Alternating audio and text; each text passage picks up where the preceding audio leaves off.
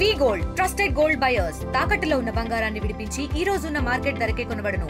మరిన్ని వివరాలకు సంప్రదించండి 77107720. మాది ఉప్పుగల్లు గ్రామం.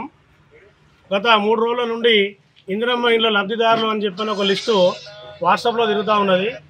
ఆ లిస్టులో చూసినట్టయితే అర్హులకు కాకుండా భూమి ఇల్లున్న వారి పేరు మీదనే కొంతమందికి ఇల్లు వచ్చినట్టుగా పేరు జరుగుతూ ఉన్నది.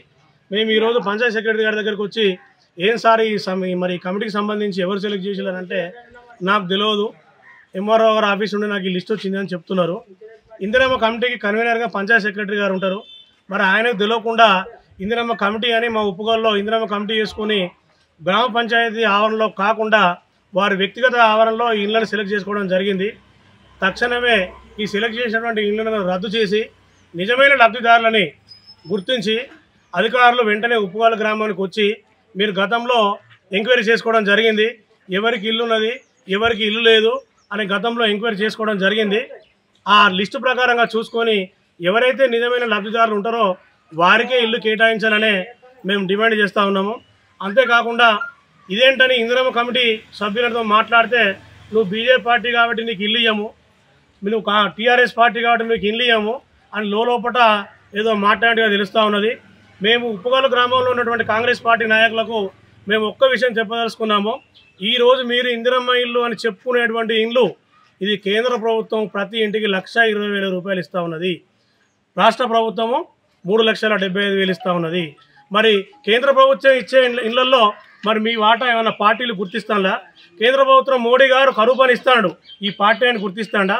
కిసాన్ పైసలు కిసాన్ సమ్మాన్ నిధి ఏ పార్టీ అని చూసిస్తాడు? మోడీ గారు నెలకు 5 కిలోల పెట్రోల్ బియ్యం ఇస్తాడు అందరికీ, ఏ పార్టీ అని చూసిస్తాడు? ఉప్పుగల్లు గ్రామంలో ఇంతవరకు పార్టీలు అనేవి ఏ సంభాషణ రాలేదు. పార్టీల పరంగా ఏ విధంగా విద్వేషాలు లేవు. కాబట్టి తక్షణమే ఇందిరమ్మ కమిటీ వాళ్ళు కూర్చొని ఈ సెక్రటరీ గారు కన్వీనర్ అధ్యక్షంలో గ్రామసభ ఏర్పాటు చేసి ఈ ఎవరైతే అనర్హులకు ఇండ్లు ఇచ్చిల్లో వాళ్ళని తీసేసి అర్హులైనటువంటి పేదవాళ్ళకి ఇండ్లు ఇవ్వాలనే ప్రధానంగా డిమాండ్ చేస్తూ ఈరోజు దీక్ష చేయడం జరిగింది. ఫర్ ఎగ్జాంపుల్ ఒడ్లకొండ నరేష్ ఉన్నాడు, ఆయనకు 3 బిడ్డలు, గుంట భూమి లేదు, రేకుల షెడ్డు, ఆయనకు ఇల్లు ఇవ్వడానికి అర్హుడు కాదా?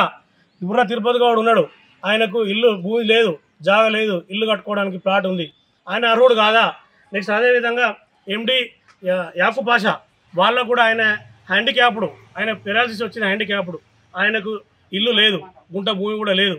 కనకమ్మ వీళ్ళకు కూడా ఇల్లు లేదు. పోయి చూడండి, రేకుల షెడ్ కింద మామూలుగా రేకుల షెడ్ ఇట్లా ఆసురు వేసుకొని ఉన్నారు. అట్లనే అదేవిధంగా చాలామంది ఉప్పుగల్లు గ్రామంలో నిరుపేదలు ఇల్లు లేకుండా ఉన్నారు.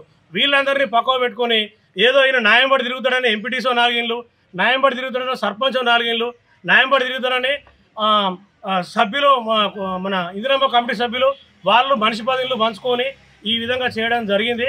తక్షణమే మీరు ఉప్పుగల్లు గ్రామ వాసులకు క్షమాపణ చెప్పి మీరు లబ్ధిదారులకు నిజమైన లబ్ధిదారులకు ఇల్లు ఇవ్వాలనే డిమాండ్ చేస్తూ ఈ విధంగా ఇదే పందా కొనసాగితే మీరు పలుకుబడున్న వ్యక్తులు ఉన్నారు మన ఊళ్ళో, వెళ్ళండి ఎమ్మెల్యే గారి దగ్గరికి వెళ్ళండి, ఇంక 20 ఇళ్ళు ఇంకా 30 ఇళ్ళు ఎక్కువ తీసుకురండి, వీళ్ళందరికీ ఇవ్వండి. మేము వద్దానమా?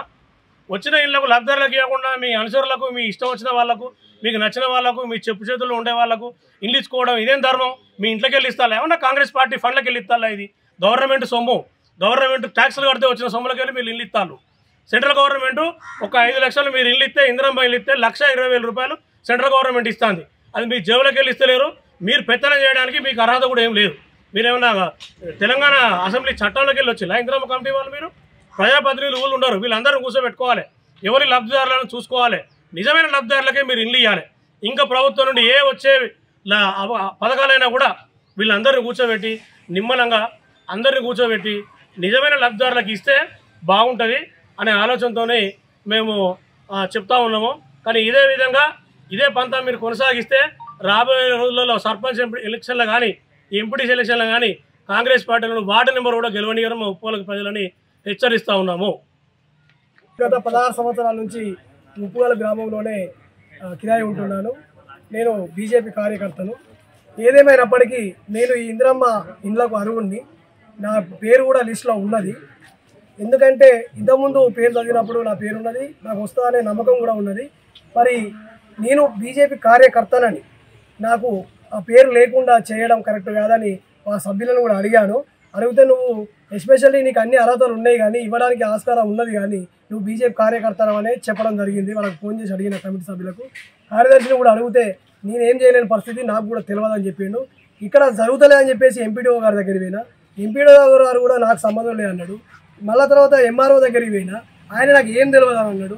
తర్వాత కలెక్టర్ ఆఫీస్కి పోతే కలెక్టర్ ఆఫీస్లో కూడా ఇది నేను వాళ్ళని కలిస్తే ఆ సంబంధిత అధికారిని దగ్గరికి పోతే ఆయన రాజిండు. మళ్ళీ ఆయన కూడా ఎంపీడీఓ గారికి పంపిండు. ఇట్లా 2-3 సార్లు ఆన్నే తిరగడం జరిగింది ఆఫీసర్లో చుట్టే. మరి ఆఫీసర్ల వల్ల అయితలేదట పని. మరి నిజమైన లబ్ధిదారులను ఎవరు గుర్తించారు?